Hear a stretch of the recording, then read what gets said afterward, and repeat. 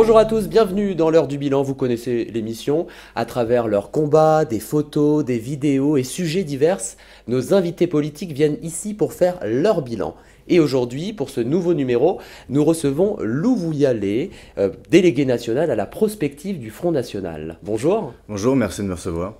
On va passer tout de suite, Lou Vouilhalé, à la première partie de cette émission, c'est les combats.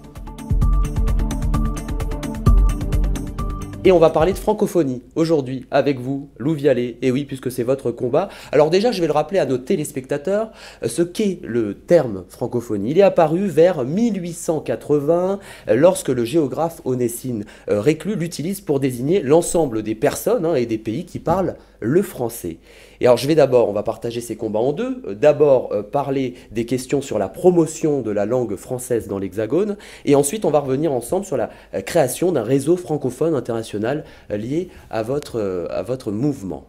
Avec la promotion de la langue française dans l'Hexagone, vous êtes effectivement le directeur du collectif Mère et Francophonie, qui se présente comme d'ailleurs premier ONG souverainiste en France, un mouvement de plus d'ailleurs associé au Front National, puisqu'il y a plusieurs structures de ce type liées au Front National. Et d'ailleurs, j'ai lu quelque chose dans le Figaro, lancement d'ailleurs de ce mouvement. Vous expliquez notamment que vous souhaitez lutter contre la pénétration du tout anglais, que ce soit dans le monde du travail, dans les universités, dans les médias. Il s'agit vraiment pour vous de restaurer la puissance culturelle de la France. Vous n'avez pas l'impression, c'est vrai que quand j'ai lu ça, moi, quand j'ai vu un petit peu tout ce que vous dites, vous n'avez pas l'impression qu'à force de défendre le tout français, vous isolez un petit peu sur vous-même au Front National, Lou Vouilhalé? Alors, c'est une très bonne question et un peu polémique, vous reconnaîtrez ça. Je vais vous dire un peu pourquoi j'ai fondé le COMEF, le collectif Mère et Francophonie, et comment je suis arrivé au Front National.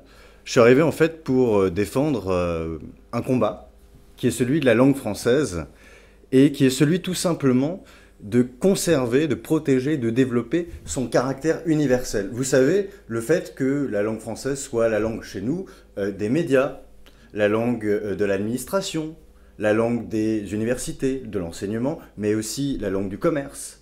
Tout cela, c'est quelque chose, si la France ne le défend pas, tout simplement, eh bien, les autres francophones qui sont dans le monde, qui ont des relations complexes avec la France, culturelles aussi, et historiques, eh bien, tout simplement, l'universalité, le caractère universel de notre langue, eh bien, s'étiole, se détache. Oui, mais défendre la langue française, Lou Vouilhalé, c'est pas être contre le tout anglais non plus. On peut très bien, c'est la richesse de notre pays qu'on puisse avoir d'autres langues, entendre d'autres langues dans l'Hexagone. C'est aussi notre richesse, ça. Alors oui, c'est pour ça qu'il ne faut pas confondre ce combat en un combat qui serait un peu d'arrière-garde. En fait, tout simplement, ce qui nous fait peur, ou en tout cas ce qui nous anime, c'est de ne pas voir le monde gouverné par le monopole d'une seule langue et avec ceci d'un seul type de mentalité et d'un seul type d'échange. C'est pour ça que, vous l'avez remarqué, l'anglais est très présent dans le monde, mais nous ne voulons pas non plus que les francophones, que ceux qui parlent français, se sentent un peu comme une langue secondaire dans la mondialisation. Ce que nous disons... On va en parler après du côté international. Bien sûr. Mais en tout cas, sur le fait que la langue française... Je vous donne un exemple très simple.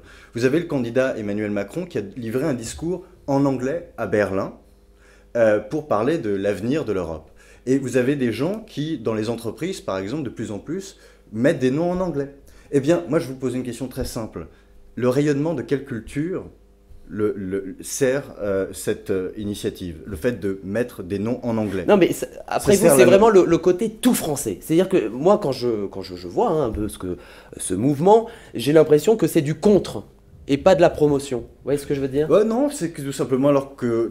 notamment, vous avez fait une campagne. En France, on parle français pour dénoncer les inscriptions anglaises, notamment à Paris sur les big bus. Oui. Mais est-ce que c'est finalement une priorité? Est-ce que c'est ça qui va vraiment dénigrer notre langue? Parce qu'un bus... D'ailleurs, vous avez fait des stickers, vous avez diffusé des stickers. Ouais. Et on s'est aussi insurgé contre le slogan, vous savez, de Paris 2024, qui était « Made for Sharing », je le dis volontairement à la française, qui était un slogan en anglais. Tout simplement, ce qui nous déplaît, c'est que là où la langue française est nécessaire, lorsqu'elle est remplacée ou reprise par l'anglais, eh bien, nous trouvons que ça sert l'influence, ça sert le rayonnement du Royaume-Uni, des anglophones, et nous voyons notre rayonnement, le vôtre aussi, finalement, s'amenuiser. Donc, dans ces événements publics, tout simplement... Vous pensez que la majorité des Français pensent ça, que parce que... Non, non, alors l'espèce, c'est Paris, par exemple, la capitale de la France, si elle se met à parler anglais, quel message envoyons-nous au monde un monde, on en parlera un peu plus tard, qui parle aussi en français. Donc, nous avons un devoir d'exemplarité. En revanche, le fait est que la langue française, c'est aussi quelque chose, on l'a oublié, qui permet l'assimilation. Et Claude Guéant était connu pour être quelqu'un d'assez retors, mais on ne sait pas qu'il était laxiste en cette espèce, et il avait par exemple fait une directive pour que les nouveaux arrivants deviennent français, soient naturalisés, à condition qu'ils puissent seulement parler français et non pas l'écrire, si vous voulez. Non, mais là, ça, c'est des choses... Oui, en fait, on dit que le français est important et que la mondialisation nous a un petit peu fait regarder l'anglais comme la panacée. Le français est important, mais dans l'idée, est-ce que les Français, parce qu'ils lisent sur un bus, Big Bus ou quoi que ce soit, ils sont en train de se dire, on est en train de dénaturer notre langue, c'est ça que je veux dire, Louis. Non, on présente tout simplement une capitale qui n'est plus la capitale de la France, mais qui est une capitale mondialisée, avec un anglais qui est présent dans toutes les autres capitales. On ne veut pas s'uniformiser, mais au contraire développer notre spécificité. Que vous parliez français aujourd'hui, ce soit un atout dans le monde du travail, que ce soit un atout pour devenir, comme vous l'êtes, présentateur et travailler dans le monde des médias, et ne pas vous sentir en concurrence malsaine, chez nous, dernière roue du carrosse des anglo-américains, si vous voulez. C'est assez magnifique. Et tout simplement, le fait est, il faut être fier de notre langue, c'est tout, et pouvoir en apprendre d'autres, et pas seulement l'anglais, le chinois, le russe, gavaliti paruski. Alors, vous voulez aussi la construction d'un réseau francophone international. C'est vrai, comme on le disait, l'action du COMEF que vous dirigez a une large vocation en ce sens. Alors, votre but ultime, que les francophones jouent leur partition pour construire un monde multipolaire. Vous souhaitez aussi que le français reste une langue effectivement universelle dans les échanges internationaux. Enfin, vous le dites vous-même, c'est vrai que ce réseau a vocation à réunir les souverainistes francophones dans tout pays. Pourquoi n'inclure que les patriotes souverainistes et d'extrême droite dans votre réseau? Alors, d'extrême droite, ça c'est vous qui le rajoutez. Votre réseau est également lié à un mouvement canadien, notamment. Qui s'appelle Horizon Québec Actuel. Absolument. Voilà, qui est exactement le Front National au Québec. C'est pas un parti, c'est effectivement un réseau, mais enfin, les idées défendues par ce mouvement sont similaires. Alors, juste pour vous dire un petit point, au Québec et au Canada, le nationalisme dans l'histoire des idées est ancré à gauche. Donc, quelqu'un qui se dit nationaliste est vu comme de gauche. Donc, juste pour vous faire. Mais ce mouvement, en tout cas, est soutenu par Marine Le Pen. Ce mouvement est vu comme éventuellement à gauche, ou nationaliste, ou souverainiste, qui, par exemple, au Canada, veut dire de gauche. Mais peu importe, je vais vous répondre très clairement à votre question. En fait, oui. En tant que président du COMEF, j'ai commencé à faire un travail de réseau international en allant au Bénin, en allant donc en Afrique de l'Ouest, rencontrant des interlocuteurs, et aussi en allant en Amérique du Nord, au Québec, vous l'avez dit, où il y a des francophones de langue maternelle, des peuples de langue maternelle française. Et l'idée est toute simple, en fait. C'est que le monde francophone, c'est-à-dire en fait tous les gens qui vivent en français dans le monde, il y en a 500 millions aujourd'hui qui vivent en français, il y en aura 750 millions à 1 milliard en 2050. Ça vient d'où? Ça vient de la décolonisation. C'est-à-dire ce n'est pas un legs colonial. Ça vient de la décolonisation, nous n'avons plus de rapports coloniaux avec l'Afrique de l'Ouest, par exemple. Nous n'avons plus de rapports coloniaux avec le Québec et la Nouvelle-France, c'est évident. Eh bien, vous avez remarqué que le monde d'aujourd'hui, il y avait des grands ensembles, était gouverné par des grands ensembles économiques qui voulaient que les barrières tarifaires, douanières, les frontières en fait nationales soient levées. Vous avez vu ça, vous avez remarqué ça, et souvent ça allait avec un régime commercial en anglais. Et moi, ce que j'essaye de faire, c'est de réunir en fait les francophones qui veulent encore avoir des frontières, encore avoir une différence, des identités différentes, mais pouvoir se relier en parlant en français et se protéger de la mondialisation néolibérale, mais pouvoir aussi se développer, chacun à leur rythme, si vous voulez. C'est pour ça, et j'en termine absolument juste là, ouais. C'est pour ça que je parle de souverainisme ou aussi de patriote, c'est-à-dire qu'on ne s'appuie pas sur, vous savez, ce terme mondialiste, c'est-à-dire sur ceux qui croient en leur nation. Typiquement, un Ivoirien qui veut l'avenir de la Côte d'Ivoire, pas l'avenir de la CEDEAO. Mais on peut très bien défendre aussi cette langue française. Sur ça, personne est contre défendre la langue française. Mais c'est vrai que vu quelques idées du Front National, c'est un peu trop patriote quand même. Vous êtes d'accord, Louis Vialet? C'est-à-dire défendre la langue française et faire des liens avec les francophones. Quand même, vous savez que la France est la cinquième langue la plus parlée du monde, la troisième d'ailleurs dans les affaires. Oui, mais cinquième en tout, mais troisième dans les affaires. La deuxième d'ailleurs des organisations internationales. Et c'est une langue d'ailleurs aussi courante à l'ONU, hein, la francophonie. Est-ce qu'elle a vraiment besoin de vous pour se démarquer? En fait, il faudrait... c'est déjà pas mal. Enfin, on parle quand même français dans le monde. Mais on parle français pour accompagner des affaires en anglais. Aujourd'hui, en fait, vous pensez que les Chinois vont se plier justement à cette barrière en se disant non, faut qu'on parle français, non? Alors là, vous me donnez, pardonnez-moi, vous tendez le bâton pour vous faire battre. Il se trouve que j'étais en Afrique de l'Ouest en septembre. Vous savez que les Chinois apprennent le français. Non mais tout à fait, mais pour l'instant dans les affaires, c'est pas le français qui... C'est le français. Les Chinois apprennent le français pour faire des affaires en Afrique. Ils apprennent, mais je veux dire actuellement, ce n'est pas le français qui est dans les échanges avec les Chinois. En revanche, ce qu'on voit fascinant, c'est que les Français ne sont pas dans les affaires avec les Chinois, mais les Chinois vont en Afrique et vont commercer en français, apprennent le français pour faire des affaires. Mais ce que je veux vous dire en fait, c'est que le combat, il n'est pas d'arrière-garde. Est-ce que vous connaissez l'OIF ? L'Organisation internationale. Et d'ailleurs, c'est chiffre de l'OIF. Oui, il y en a d'autres encore. L'OIF organise multilatéralement la francophonie. Elle accepte bientôt l'Arabie Saoudite, bientôt le Qatar. Elle est intéressante pour mener un certain nombre d'actions. Elle est assez peu construite d'un point de vue de sa composition. Elle est assez neuve. Mais en revanche, la francophonie des États, des peuples, ceux qui veulent garder leur identité, mais en développant un nouveau commerce. Vous entendez parler du commerce francophone? Non, jamais. Ça fait 10 ans qu'on essaye de monter cette Les États essayent de monter cette question, mais il se trouve que souvent, à la tête des États, c'est des gens qui ne croient pas en la francophonie. Donc la francophonie, elle est désorganisée. On la comprend surtout comme une filière d'immigration de masse, parce que les Africains, par exemple, subsahariens parlent français. Lorsque leurs marchés intérieurs vont être détruits, lorsqu'ils vont être soumis à des pressions, ils vont arriver dans des filières d'immigration clandestine ou légale d'ailleurs, et venir dans les pays où on parle français, mais on ne connaît pas la francophonie comme un espace de prospérité, où on se protège en commun et on se projette ensemble. C'est ça que je porte. Lou Vialet, je vais vous proposer tout de suite de passer à cette deuxième partie d'émission, c'est l'œil du bilan. Et dans l'œil du bilan, aujourd'hui, je vais vous montrer une photo. Eh oui, on va commencer avec une photo.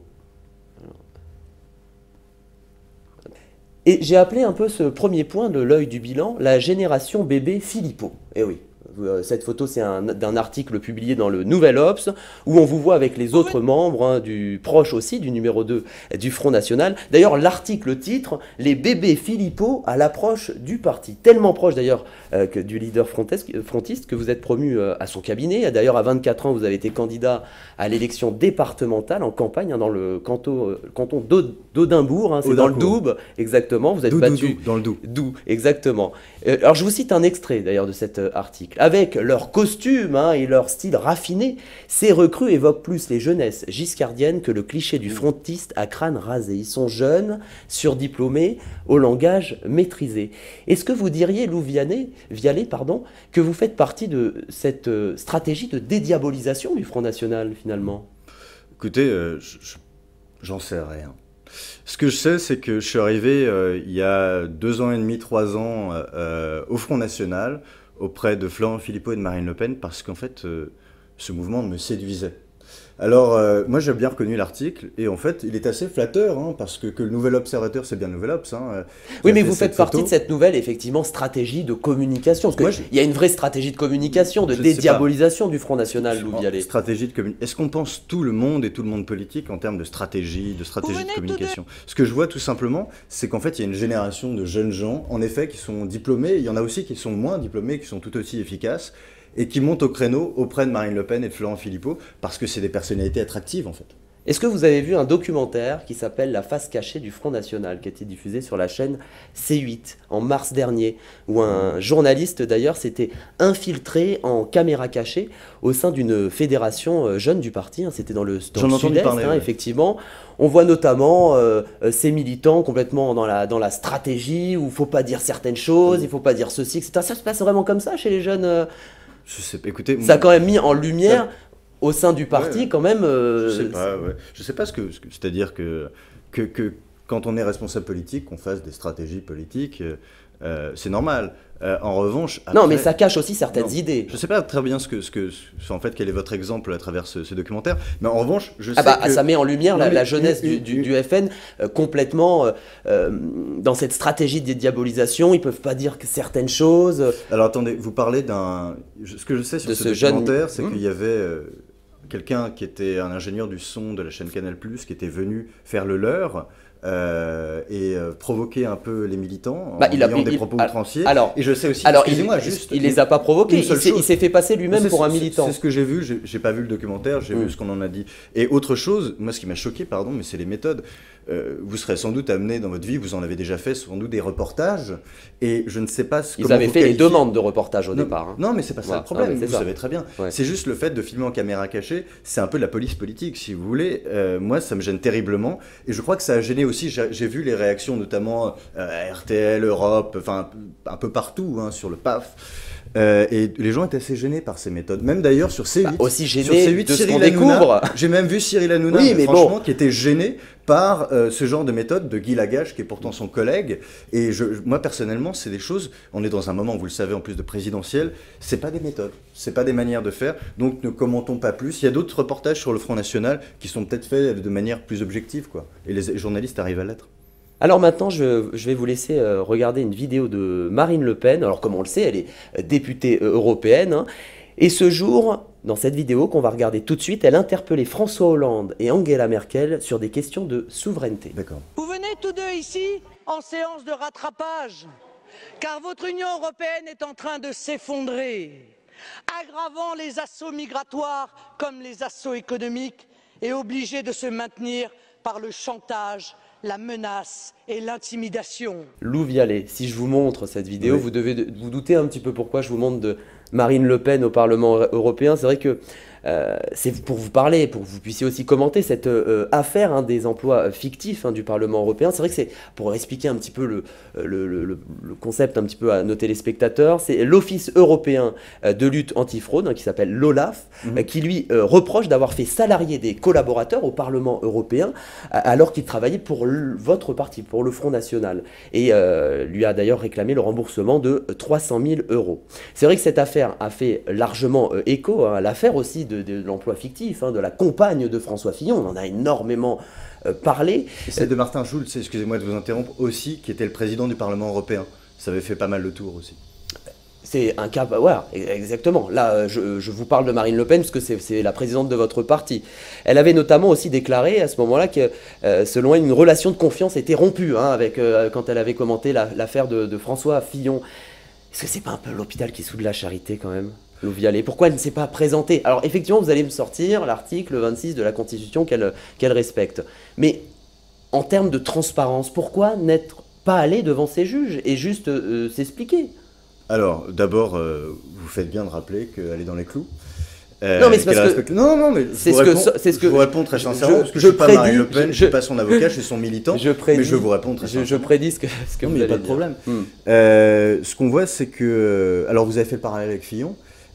Fillon, il y a un soupçon d'enrichissement personnel. On a vu aussi que ça a évolué depuis hier et puis aujourd'hui encore. Hein, l'affaire a encore pris des proportions plus fortes. Tout simplement, non, ma réponse c'est, on est en période présidentielle, on est à 1 mois du premier tour. Marine Le Pen avait proposé il y a 13 mois au juge de la recevoir, ce qu'il n'avait pas fait pour cette même affaire.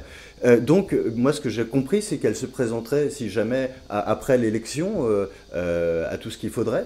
Mais en tout cas, que ce n'était pas le moment, puisqu'elle était en campagne. Moi, je n'ai pas vu ça, et vous l'avez dit d'ailleurs, elle n'a pas fermé, claqué la porte à la justice. Elle a dit, voilà, on va reporter à plus tard, parce que c'est tout simplement pas le moment. Mais pourquoi pas aller même là enfin... Moi, ce que je vois, pourquoi reprocher à François Fillon des choses affaires, non, mais c'est pas les mêmes affaires, mais c'est dans le principe. Bah, dans le principe, il se trouve qu'elle a proposé il y a 13 mois d'être entendue, elle n'a pas été. Là, c'est vrai qu'on est quand même sur des affaires qui sont l'avenir du pays, quand même. On n'est pas sur des soupçons, sur des choses qui sont même pas voilà, avérées.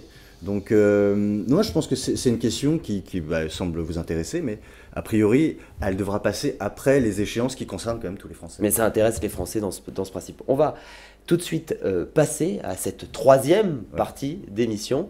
C'est le bilan s'impose.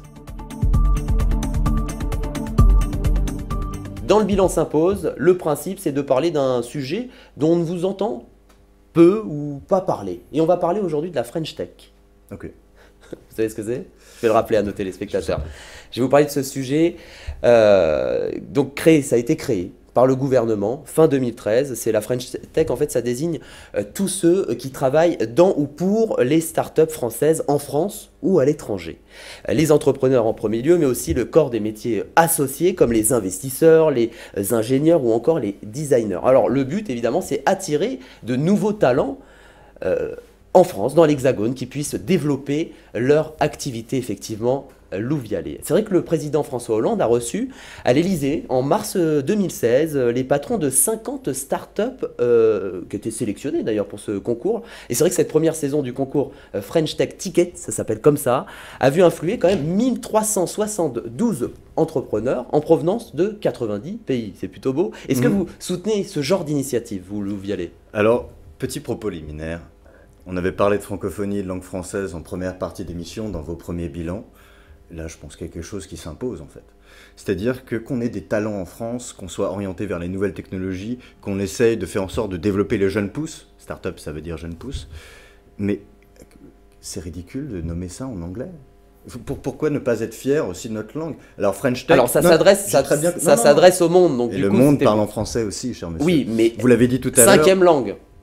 Mais 3e dans les affaires. Moi, ce que je veux dire, c'est que si on continue avec cette mentalité, demain on parlera anglais et toutes les productions françaises vont être labellisées en anglais avec un slogan en anglais si ce n'est pas déjà fait. Et qu'est-ce que ça veut dire? Est-ce que c'est réellement la French Tech, c'est-à-dire la technologie française, qu'on promeut avec ce genre de politique?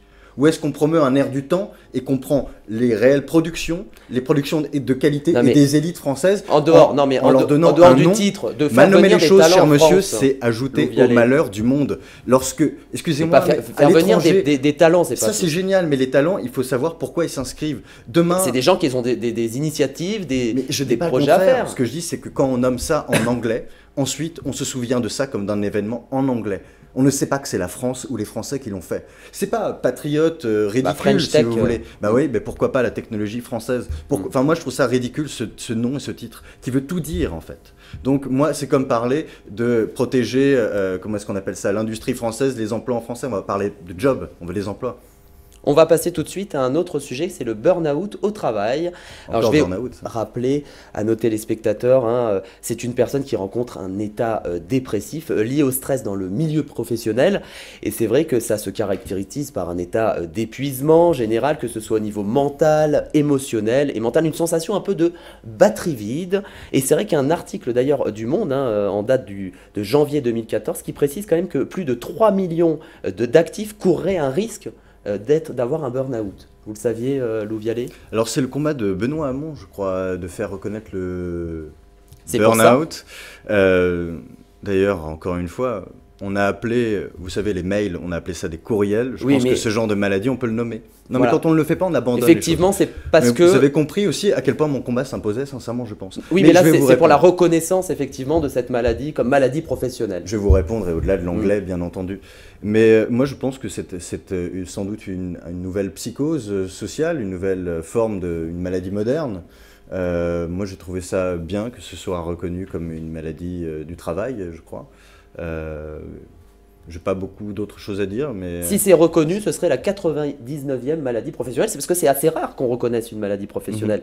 La dernière en date était de 2012, si mes souvenirs sont bons, et avant ça, c'était à la fin des années 90. C'est vrai que c'est une maladie qui, selon vous, Louvialais, devrait être reconnue. Alors, pour moi aussi, il faut regarder peut-être les symptômes de cette maladie, parce que d'un côté, vous avez 6 millions de chômeurs, 9 millions de pauvres, et de l'autre, des salariés et des employés qui sont victimes dans des entreprises de ce phénomène et de ce genre de maladie, de pression finalement.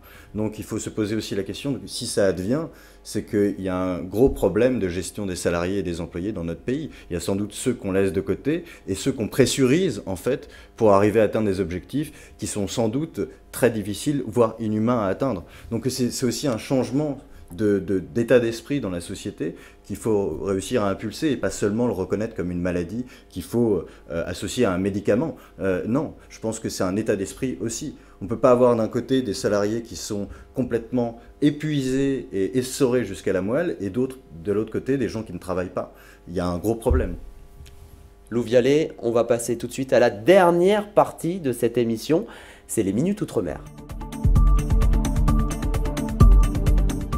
Et dans les Minutes Outre-mer, aujourd'hui, on va parler de ce plan sécurité Outre-mer. C'est un plan engagé, effectivement, par le gouvernement de François Hollande qui était pour lutter, alors je cite, un niveau de délinquance et de violence supérieur à celui de l'Hexagone. C'était le but de ce plan. Et en cette fin de mandat, d'ailleurs, Bernard Cazeneuve a défendu les efforts inédits et très significatifs, je cite Bernard Cazeneuve, évidemment, en la matière. Et d'ailleurs, selon les chiffres communiqués par le ministère de l'Intérieur, on a 563 policiers et 310 gendarmes qui ont été affectés à l'outre-mer entre 2016 et 2017. Et c'est vrai notamment pour la Guyane, avec l'orpaillage illégal, c'est la recherche artisanale de l'or dans les rivières, qui est en forte hausse. Alors illégal parce que... Oui, mais voilà. Alors là en Guyane, c'est tout ce qu'il y a d'illégal. Bernard Cazeneuve qui a évoqué aussi la création d'une zone de sécurité prioritaire à Saint-Laurent du Maroni. Qu'est-ce que vous en pensez ? Plus de policiers, plus de gendarmes, très bien. Mais la plupart des Outre-mer, je pense à Mayotte, je pense à la Polynésie française, je pense aussi à la Réunion, souffrent de deux choses, c'est l'immigration illégale et le droit du sol. Et je pense que mettre plus de gendarmes, c'est un peu comme mettre le doigt sur la plaie en pensant qu'elle va réussir à cicatriser. Il faut réussir à mettre des pansements, à guérir ça en profondeur. À Mayotte, vous avez le premier département qui connaît aussi la première maternité d'Europe. Pourtant, Mayotte, c'est dans l'océan Indien. Parce qu'il y a des Comoriens qui affluent et qui ne sont pas refoulés. Et tout simplement... Mais ce que je viens de vous citer, c'est aussi des problèmes qui inquiètent les habitants. Je vous entends très bien, mais vous me parlez en fait vous me parlez de sécurité. Et ce que je dis tout simplement, c'est que des moyens supplémentaires, c'est pas seulement des hommes en plus. C'est aussi des phénomènes qu'on envisage. Quand vous avez une immigration illégale et massive qui entraîne des heurts, parce qu'il y a des gens à Mayotte, ce n'est pas moi, ce n'est pas vous, ce n'est pas votre famille, bref, mais c'est des Français qui se battent aussi pour vivre, pour survivre, et il y a des conflits qu'il y a entre les migrants illégaux et les gens sur place, c'est comme ça. Moi j'ai vu le maire de Mamoudzou, qui est la deuxième ville de Mayotte, c'est comme ça qu'il le raconte et comme ça qu'il le vit. Donc le problème de sécurité, très bien. Plus de gendarmes, ça ne suffira pas s'il y a un flux ininterrompu de personnes et que le territoire n'est pas en situation d'être géré. Merci Lou Vialet d'avoir été avec nous en ce dimanche sur notre plateau. Je rappelle que vous êtes délégué national à la prospective du Front National. Merci d'avoir été avec nous. Merci beaucoup. Et merci à vous tous de nous avoir suivis. On se retrouve dimanche prochain à la même heure avec un nouvel invité qui viendra ici sur notre plateau faire le bilan. Prenez soin de vous.